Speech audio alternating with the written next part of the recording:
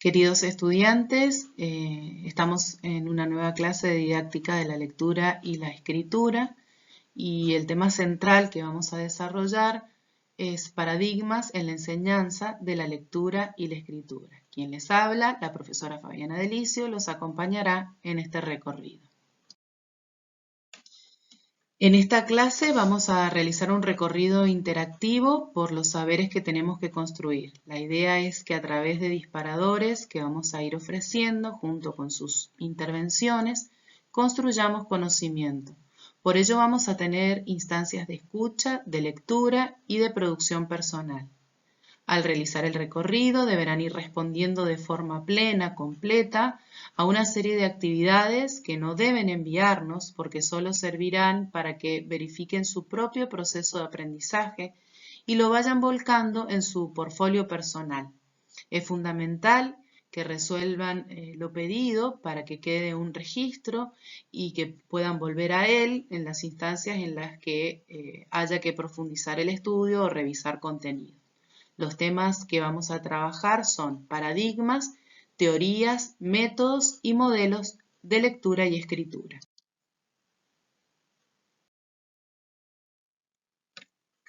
Sin desconocer que hay un sentido metafórico del concepto de alfabetización, como bien lo dice la doctora Braslavsky, extendido en varios campos científicos y disciplinares, nos vamos a referir a que alfabetizar es enseñar a leer comprensivamente y escribir con sentido, especialmente en el ámbito de la educación formal, en la escuela.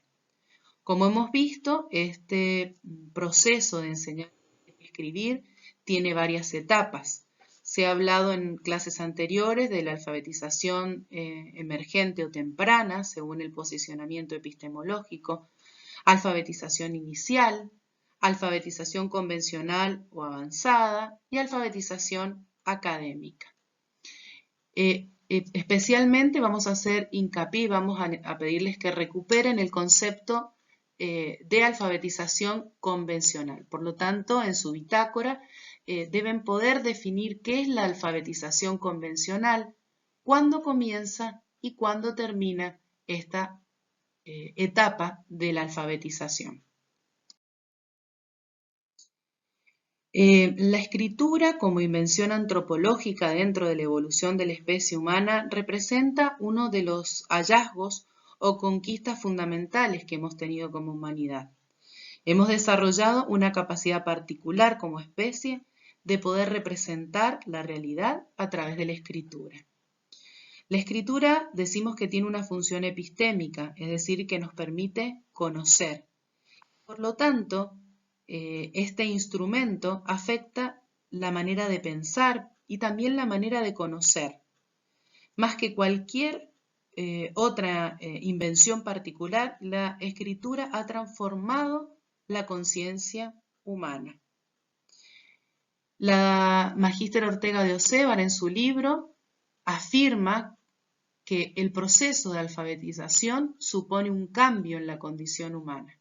Les vamos a pedir que teniendo en cuenta esto que acabamos de presentar y la lectura de las páginas 70 y 71 del capítulo 2 del libro de la profesora Océvar, puedan responder esta pregunta sencilla. ¿Cómo fundamentarías esta afirmación sobre que el proceso de alfabetización supone un cambio en la condición humana? Muchos investigadores coinciden en fijar dos momentos importantes dentro de lo que es la historia de la enseñanza de la alfabetización. Una primera etapa caracterizada por discusiones referidas a cuestiones metodológicas ligadas al desarrollo de los sistemas educativos modernos y al optimismo pedagógico. Es una etapa en la que se habla de métodos en plural, haciendo referencia a construcciones que se elaboraban sobre la base de experiencias concretas de enseñanza y en las que se discute la eficiencia de cada método. No hay aportes científicos ni investigaciones científicas, sino que los métodos que se van proponiendo surgen de prácticas concretas de docentes que comparten con sus colegas la forma en la que ellos aplican sus propuestas y los resultados que obtienen. De manera tal que surgen una serie de métodos que entran en pugna por posicionarse en la pedagogía. La mayor parte de los métodos ponen el acento inicialmente en unidades sin significado, es decir, en letras, en sonidos, en sílabas. La doctora Braslavsky habla de una querella en el sentido de discusión sobre el método mejor para enseñar a leer y escribir. Otra de las características que reúne los métodos de esta primera etapa es el énfasis puesto en las habilidades perceptivas y en el aprendizaje fundamentalmente memorístico. Hay una segunda etapa que podríamos decir que está ubicada a partir de fines de 1980, marca una interrupción de la discusión metodológica. Muchos autores señalan el surgimiento de la tecnología educativa como causa de este silenciamiento de la discusión metodológica. Hay otras razones. Hacia fines de los 80, principios de los 90, el escenario educativo presentaba grandes novedades provenientes de paradigmas de investigación constructivistas, cuyas derivaciones didácticas incidieron en las propuestas de alfabetización a partir de ese momento. La didáctica de la lectura se concentró, podríamos decir, fuertemente en el sujeto del aprendizaje y en reconsiderar la concepción del error constructivo a la luz de hipótesis formuladas por el niño sobre la escritura. Las investigaciones psicogenéticas proponen considerar dos aspectos, la competencia lingüística del niño y sus capacidades cognitivas. Hay nuevas concepciones de sujeto y de aprendizaje. Hay un cambio importante, no se habla más de métodos, sino de propuestas alfabetizadoras a la luz de todos estos aportes científicos. Un paradigma es un modelo de trabajo o patrón compartido por una comunidad científica cuyos miembros están de acuerdo en qué es un problema legítimo y cuál es una solución legítima del problema, por lo que se comparten conceptos básicos, procedimientos y, en función de eso, se avanza en el conocimiento. Un paradigma didáctico de alfabetización es una postura epistemológica que adopta una concepción de la alfabetización y también los modos de mediar entre el conocimiento sobre la lengua y los alfabetizandos. Para Mateoda se pueden identificar dos paradigmas en coincidencia con las dos etapas de la historia de la alfabetización que describimos anteriormente. Un enfoque tradicional, denominado paradigma 1, en donde se proponen métodos, y fíjense acá, de lectoescritura, porque consideran a la lectura y la escritura como procesos análogos. Dentro de esos métodos proponen el método o los métodos sintéticos, analíticos y los eclécticos. Y focalizan la enseñanza de la lectura en aquellos aspectos que son fundamentalmente mecánicos. Un paradigma 2, digamos que se focaliza dentro de los aportes cognitivos, propone ya no métodos, sino modelos, y fíjense, de lectura y de escritura, porque a través de los aportes científicos cognitivos se sabe que tanto la lectura como la escritura, si bien tienen aspectos en común, son procesos cognitivos diferentes. Por lo tanto, este procesamiento de la información es diferente. Aparecen también los aportes de Piaget con el método natural y los aportes socioconstructivistas desde el punto de vista de la lectura, cobra relevancia la propuesta de una lectura desde un enfoque interactivo, con los aportes de psicolingüísticos y de psicólogos constructivistas. También se habla de una lectura transaccional, que ya la vamos a desarrollar más adelante, pero que tiene mucha relación con la lectura interactiva, en el sentido del rol protagónico que tiene el lector en este proceso. Bien, ahora vamos a profundizar en los paradigmas didácticos de la alfabetización convencional, siempre proponiendo estas dos miradas desde el paradigma tradicional y desde el paradigma cognitivo. En el paradigma 1 tradicional, el foco, como ya habíamos expresado, está puesto en el dominio del código, del sistema, a través de técnicas y de prescripciones metodológicas que proponen diferentes docentes producto de sus prácticas. En el paradigma 2, el foco está puesto en el dominio del lenguaje escrito, a través de propuestas interaccionistas y constructivistas, donde el rol del alumno es central y el del docente como mediador también lo es. En el paradigma 1 hay una concepción fonográfica y transcriptiva de la escritura. La escritura podríamos decir que es subsidiaria del lenguaje oral dentro del marco del paradigma 1. Sin embargo, dentro del paradigma 2 hay una concepción lingüística representativa y social de la escritura. La escritura tiene relativa autonomía con respecto al lenguaje oral. En esto vale profundizar un poquito.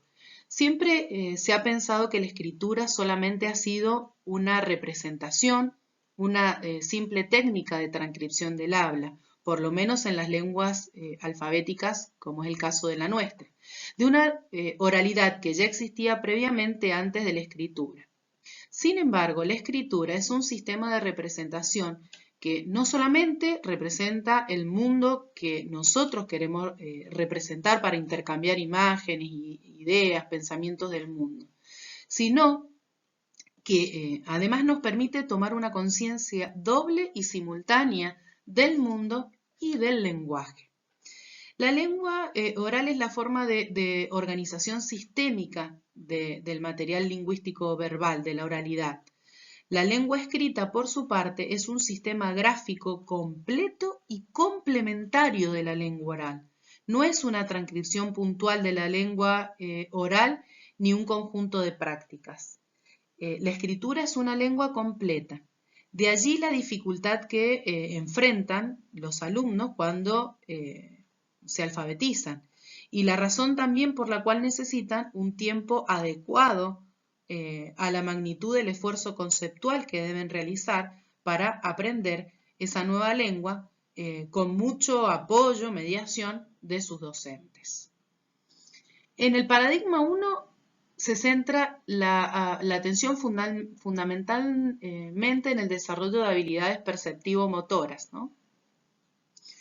Y en el paradigma 2, la atención está en el desarrollo de competencias comunicativas, teniendo en cuenta, por supuesto, los procesos cognitivos para la lectura y la escritura que ya vamos a ver más adelante. En el paradigma 1, entonces, el foco está puesto en la decodificación, manejar el sistema para poder decodificar. En el paradigma 2, en la lectura, el foco está puesto en comprender lo que se lee. Fundamentalmente. Por supuesto que es necesario que se domine el código, pero no es lo más importante dentro de lo que es el concepto de lectura. En el paradigma 1, la escritura es sinónimo de codificación. En el paradigma 2, la escritura es sinónimo de producción textual, producción con sentido.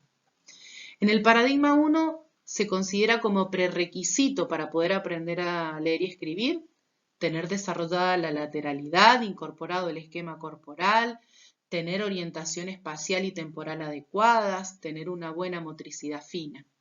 En el paradigma 2 hay coincidencia de todos los estudiosos que el único prerequisito fundamental es el logro de la función simbólica. Comprender que la escritura tiene significado, que es lenguaje y que es un instrumento útil para desenvolverse en la vida diaria, es la puerta que permite el ingreso al proceso de alfabetización para los cognitivistas. Es importante, dicen ellos, que los niños se den cuenta de que la escritura, a diferencia del dibujo, es un medio que permite transmitir significados más variados y abstractos, y en general menos sujetos a errores de interpretación. Muy bien, estas son entonces las diferencias. Hemos comparado el paradigma 1 y el paradigma 2 en este concepto, en ideas centrales necesarias para aprender. Ahora la propuesta tiene que ver con tu intervención. Ya hemos descrito casi en profundidad, falta un poquito más, el paradigma 1 tradicional y el paradigma 2 cognitivo. Te pedimos entonces que ahora complementes esto que acabamos de presentar con un video cortito de Emilia Ferreiro. Ahí te ponemos el link para que puedas acceder a él, y que después de disfrutar del video de Emilia Ferreiro, busques en libros de primaria un ejemplo de una actividad propuesta desde cada uno de los paradigmas, le saques una foto o la descargues de internet, la adjuntes a tu portfolio y que justifiques en cada caso por qué pertenece esa actividad al paradigma 1 y por qué ésta pertenece al paradigma 2. Ese es tu desafío hasta esta parte de la clase.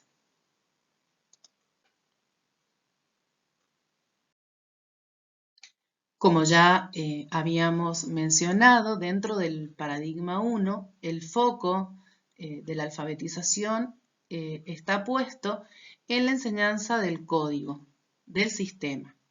Dentro de este paradigma se dan una serie de métodos que son muy amplios, pero que vamos a sintetizar en 3 de ellos. Los métodos tradicionales o del paradigma 1 tratan de hacer comprender al niño las correspondencias que existen entre los signos de la lengua escrita y la lengua hablada. Pero la diferencia se establece por el papel que cada grupo de métodos le otorga a la significación y por el trabajo psicológico que demandan del niño. Así, los métodos de marcha sintético o métodos sintéticos parten de señalar los elementos menores de la lengua, o sea, los carentes de significado, como puede ser la letra, para llegar a los que sí tienen significado, como son la palabra. Y el trabajo psicológico que exige del niño los métodos de marcha sintética es la operación de síntesis, es decir, reunir los elementos en un todo. Por su parte, los métodos analíticos o de marcha analítica parten de enseñar los elementos mayores, como es la palabra, elementos con significado, para llegar a las partes menores, carentes de significado, como pueden ser las letras. Y el trabajo psicológico que exigen los métodos de marcha analítica es la operación de análisis, es decir, descomponer, separar un todo, como es la palabra, en sus partes constitutivas. Dentro de los métodos sintéticos, los más importantes son el alfabético, el fonético o fonémico y el silábico. El primero no es verdaderamente un método, sino es un procedimiento para enseñar las letras en el orden que impone el alfabeto, a través del deletreo y también de la memorización de las letras. El método fónico o fonético parte del análisis del sonido. Primero los sonidos vocálicos, luego los consonánticos y después la combinación de vocales entre sí y finalmente de estas últimas con las consonantes.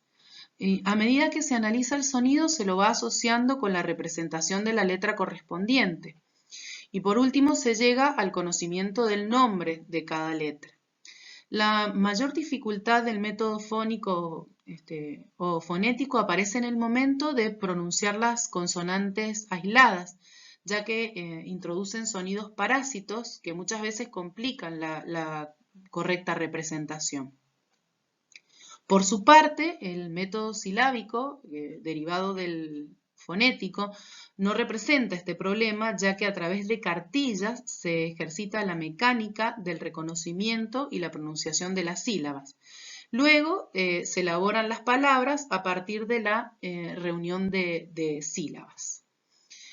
Bien, dentro de los métodos analíticos o de marcha analítica, surgieron de la necesidad de introducir la motivación de los alumnos, que no había sido considerada importante en los métodos anteriores.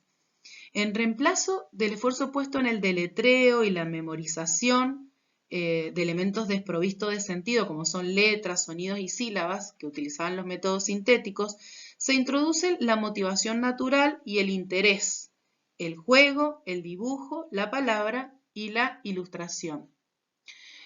Por lo tanto, hay un avance, podríamos decir, en este sentido.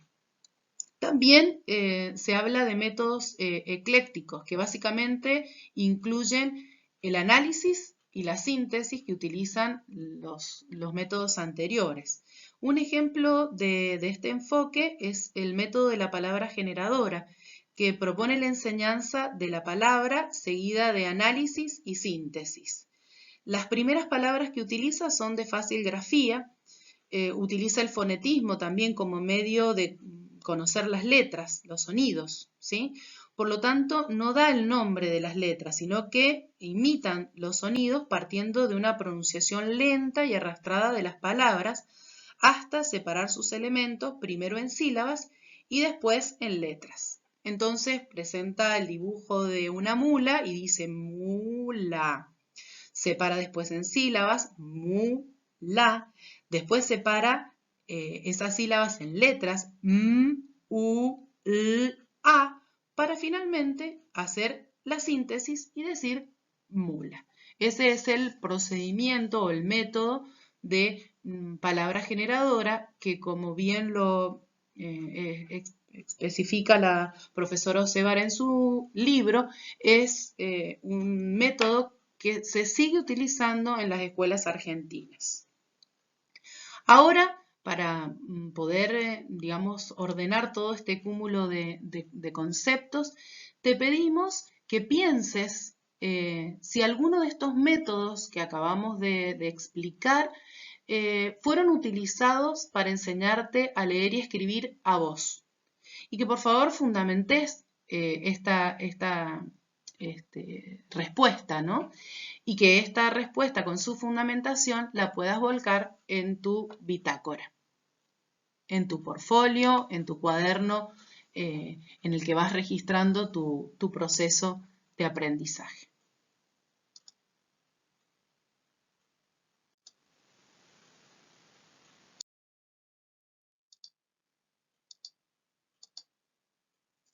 La doctora Berta Braslavsky planteó en su momento una característica fuerte que se da en la historia de la alfabetización y es esta disputa, este enfrentamiento entre posturas metodológicas y también epistémicas diferentes. Y ella dice que en la década del 60 se da un enfrentamiento entre los que son adeptos a los métodos sintéticos y los que defienden los métodos analíticos. Y en el 90 se produce una nueva polémica entre los que hablan de alfabetización emergente y los que hablan de alfabetización temprana. En esta querella se imponen, dice la doctora Braslavsky, dos enfoques, el psicolingüístico y el sociocultural y socioconstructivo. Esto lo hemos estado trabajando en clases anteriores. Por lo tanto, vamos a recuperar estos conceptos con una pregunta. ¿Cuál es la discusión que se plantea a partir de estas dos expresiones de alfabetización emergente y alfabetización temprana? ¿Son absolutamente dicotómicas? ¿Se complementan? Necesitamos que vuelques esta reflexión en tu portfolio para que podamos avanzar en la conceptualización.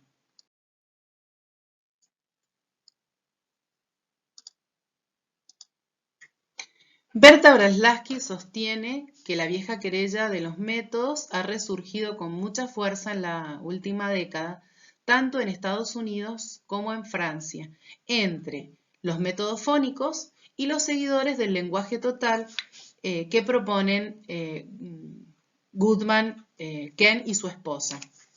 Básicamente los programas de lenguaje total comprende todo junto, el lenguaje, la cultura, la comunidad, el alumno, el maestro.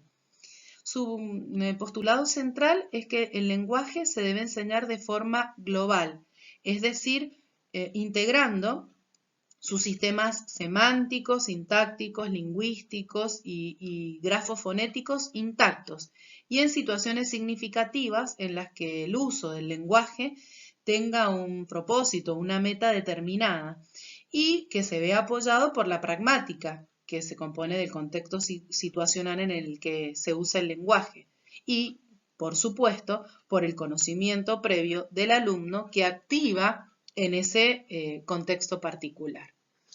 La idea es que puedas profundizar en esta propuesta de lenguaje total de Goodman.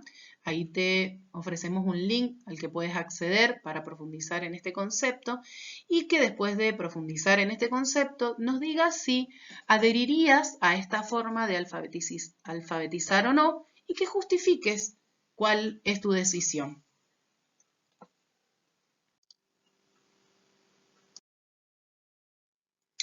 Ya pudimos explorar estos dos paradigmas que se presentan en la alfabetización, el paradigma 1 tradicional y el paradigma 2 cognitivista, caracterizándolos en general. Ahora vamos a profundizar en la lectura y en la escritura.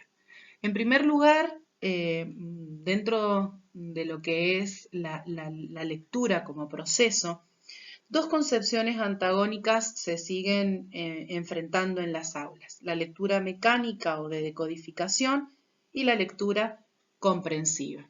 Dentro del paradigma 1 o tradicional, la lectura es concebida como un proceso divisible en sus partes, dentro de las cuales la decodificación es la que ocupa su mayor, atención.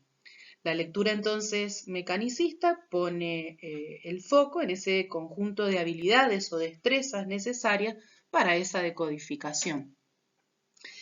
El paradigma 2, o dentro del paradigma 2, leer es comprender y recrear significados de un código escrito. El lector es un sujeto activo. ¿Decodifica? Claro, sí, por supuesto que decodifica, pero también procesa el texto, activa sus conocimientos, experiencias y esquemas previos, interactúa con el texto, realiza predicciones, emite juicios, construye significado. Dentro del paradigma 2 hay dos propuestas o dos enfoques, digamos, de lectura. La lectura interactiva, que concibe la lectura como un producto de la interacción entre el pensamiento y el lenguaje, en donde el lector construye sentido entre sus conocimientos previos y la información que le ofrece el texto. Por su parte, la lectura transaccional considera la lectura como un proceso de, valga la redundancia, de transacción entre el lector que modifica sus pensamientos y el texto que es reescrito, entre comillas, ¿no? Actualizado por cada lector en cada época, en cada momento de lectura. Distingue entre la lectura eferente, es decir, aquella que se realiza centrando el interés en lo que se retiene después de la lectura de ese texto, y la lectura estética, que digamos está centrada en lo que vive el lector a través y durante el acto de la lectura.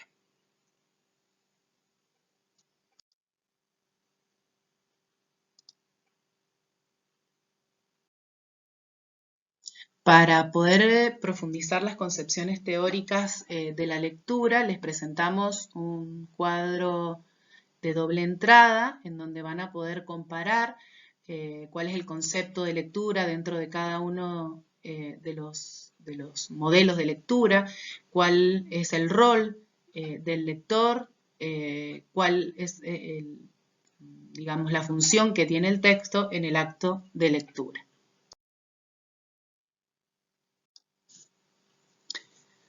La lectura nunca se debe presentar como un ejercicio de decodificación exclusivamente, porque estaríamos posicionados en el paradigma 1 de ser así.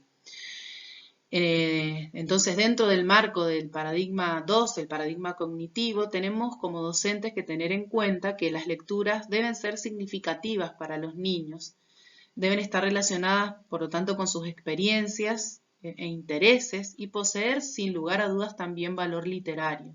Tenemos que elegir buenos textos, no pretextos para enseñar a leer y escribir, sino textos de una riqueza literaria que los invite a disfrutar y a través del disfrute construir esta alfabetización convencional. Leer es un proceso interno que se tiene que enseñar y que implica la puesta en acción de estrategias que todo buen lector debe tener internalizadas. Y a esto nos referimos cuando decimos estrategias de prelectura, de lectura y de poslectura. Las estrategias de prelectura permiten generar un interés por el texto que se va a leer, permite clarificar cuáles son los objetivos que tengo cuando tengo un texto en mis manos o cuando los chicos se van a disponer a trabajar, por ejemplo, en la biblioteca. También las estrategias de prelectura permiten actualizar los conocimientos previos que tienen los chicos, activar los conocimientos previos que tienen a través de anticipaciones, ¿no? Y por lo tanto también realizar una lectura denotativa y connotativa de todo lo paratextual, los títulos, los dibujos, si estamos con un libro podemos visualizar tal vez la biografía del autor o de la autora, la reseña que puede haber la editorial incluido, es decir, podemos hacer una serie de actividades previas como docentes, proponerle a los chicos una serie de actividades previas que les permitan realizar una prelectura, el ejercicio de la estrategia de prelectura, anticipando lo que puede suceder en el segundo momento, podríamos decir, de estas estrategias cognitivas, que es la lectura, donde efectivamente se realiza la lectura activa del texto que quiero y donde como docentes vamos a ayudar a que desambigüen alguna expresión que suponemos que desconozca, los vamos a ayudar a establecer inferencias, a realizar predicciones, a tomar decisiones durante la lectura que cualquier lector realiza. Si no me quedó claro algo, vuelvo en el texto, a plantearse preguntas, a aclarar dudas, a descubrir el tema, establecer relaciones, sintetizar, y en este acto de lectura, por supuesto, que se va dando lo que ya vamos a explicar enseguida, una lectura literal o denotativa, pero también una lectura inferencial y connotativa. Finalmente, la estrategia de poslectura es una estrategia que permite una recapitulación, digamos, de lo leído, un volver sobre lo recibido, poder lograr resumir el texto o extraer aquella macro proposición del texto, ¿no? Extender el conocimiento y extrapolar. Estas estrategias cognitivas que realiza cualquier lector deben ser enseñadas porque necesitan internalizarse y ejercitarse, o sea, ejercitarse e internalizarse para poder aplicarlas. Entonces, como docentes, tenemos que tener en cuenta en nuestras intervenciones pedagógicas de alfabetización, de tomar en cuenta estas estrategias y trabajarlas con los chicos para que ellos después las puedan replicar en sus prácticas autónomas de lectura.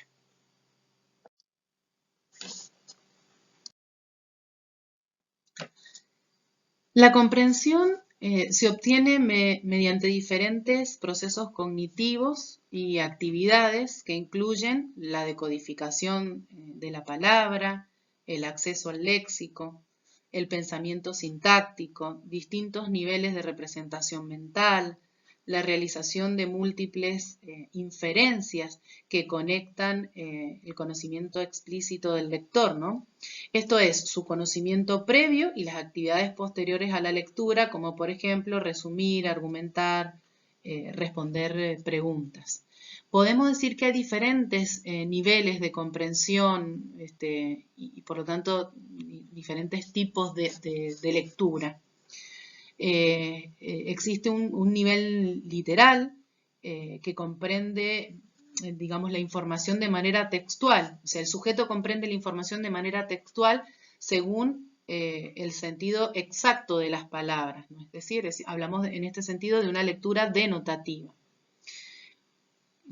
Por otro lado, hablamos de un nivel inferencial que implica una lectura connotativa. En este tipo de lectura se sacan conclusiones en base a la información que proporciona el texto. El lector debe inferir lo que el texto dice, podríamos decir, entre líneas. Porque la inferencia es un proceso cognitivo transversal que permite al lector seleccionar información, establecer relaciones y realizar abstracciones. Las inferencias completan de manera constructiva el mensaje recibido. ¿Por qué? Porque se van adicionando elementos semánticos que no están explícitos en el texto, pero que tienen que ver con el contexto de comunicación y con los propios conocimientos previos del lector. Existe una amplia variedad para, digamos, clasificar las inferencias, pero bueno, no las abordaremos en esta cátedra porque no es el objetivo, pero sí tener en cuenta que este nivel inferencial de lectura connotativa es muy importante, de hecho, lo dijimos en la diapositiva anterior, ¿no? Finalmente, podemos hablar de un nivel crítico valorativo, en donde hay una lectura de exploración, de estudio, de recreación, donde se compara el contenido con otros criterios, se valora lo que dice el autor o bien se usa para, digamos, habilitar otras lecturas, otras investigaciones. En la diapositiva hemos puesto a modo de ejemplo el tipo de preguntas que haría un lector, que se haría un lector o que puede hacer el docente para propiciar la lectura denotativa, la connotativa y la de exploración, ¿no? Son a modo de ejemplos. Pero es necesario en esto profundizar la información. Por lo tanto, les pedimos que accedan al link que figura en esta diapositiva y que como actividad de cierre de esta temática, elijan textos breves, uno por lo menos, y en función de él, piensen y escriban en su portfolio 2 preguntas literales que podrían hacer de ese texto que seleccionaron, 2 preguntas inferenciales y 2 preguntas críticas, valorativas. Por supuesto que las más fáciles de redactar van a ser las literales. Las que más van a costar son las inferenciales y las crítico-valorativas. Traten de elegir un texto literario, un texto lindo, que les guste, que los mueva, porque van a poder realizar con más facilidad este ejercicio que les proponemos. Bien, ahora nos adentraremos en las concepciones teóricas relacionadas con la escritura. Al igual que en el caso de la lectura, hay un paradigma 1 que concibe la escritura como un sistema de transcripción y pone el énfasis en la enseñanza del código en sí y no en la escritura como tal, como lo denomina Vygotsky, la escritura de las letras.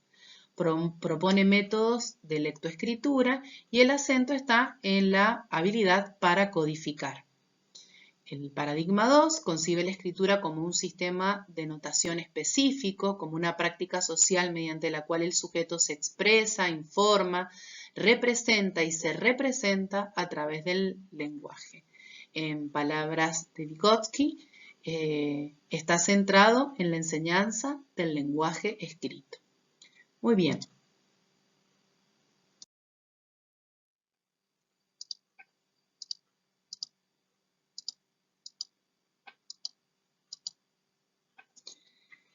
Desde un enfoque cognitivo, escribir es producir significado.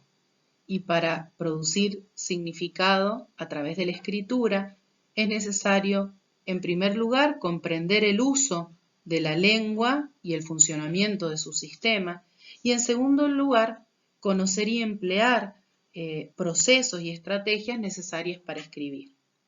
Cuando nos referimos a comprender el uso de la lengua escrita y de su sistema de escritura, hablamos de que el alumno tiene que tener conocimiento sobre la escritura en relación con aprender que esta, la escritura, cumple distintas funciones y usos en distintas situaciones y contextos comunicativos, que la situación de escritura supone una distancia en el tiempo y en el espacio diferentes a la comunicación oral.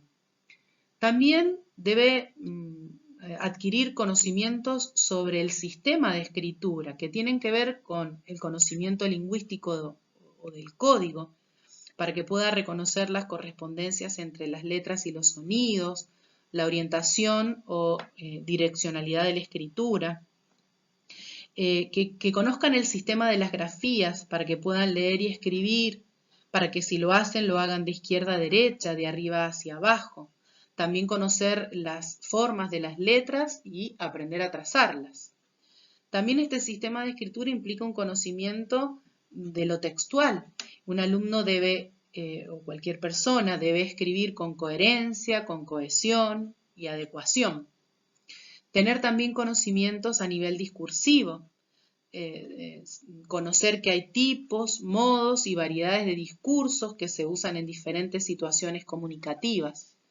Entonces, todos estos conocimientos sobre la escritura y sobre el sistema de escritura, conforman uno de los requisitos para poder usar la lengua escrita y sus sistemas. También hablamos de que el alumno y cualquier usuario de la lengua debe conocer y emplear procesos o estrategias puntuales para escribir, que los escritores entrenados los tienen incorporados y que los escritores novatos y los escritores que se inician deben practicar para internalizar, así como en lectura hablamos de prelectura, lectura y poslectura. En el ámbito de la escritura hablamos de estrategias de planificación, de escritura o textualización y de revisión. En las estrategias de planificación, tenemos que pensar que para escribir tenemos que determinar el objetivo de nuestra escritura, para quién va dirigido, cuáles son las ideas que quiero plasmar para lograr ese propósito en función de ese destinatario, y diseñar un plan, un borrador al cual voy a tener que ir introduciendo modificaciones a partir de que lo pueda textualizar o escribir. Entonces, la primera instancia, que es de planificación, viene seguida de la textualización, ¿no? Que tiene que ver con, materializar estas ideas que he generado para producir mi texto, tomar decisiones sobre la lectura, organizar y reorganizar el texto, modificar y reiniciar el proceso de escritura, porque vale decir que estas estrategias, si bien nosotros las presentamos de forma lineal, son estrategias que son recursivas, ¿no? Se vuelve sobre ellas permanentemente. Finalmente, después de que planificamos y escribimos, está la estrategia de revisión, que básicamente es revisar, corregir, reformular, volver a escribir, etc. Insistimos que si bien se identifican estas tres estrategias cognitivas de escritura y se las presenta de forma lineal, nunca en un acto real de escritura se dan de manera lineal, sino que son estrategias o saberes procedimentales que son recursivos y que se van nutriendo con el objetivo de lograr una mejor producción textual.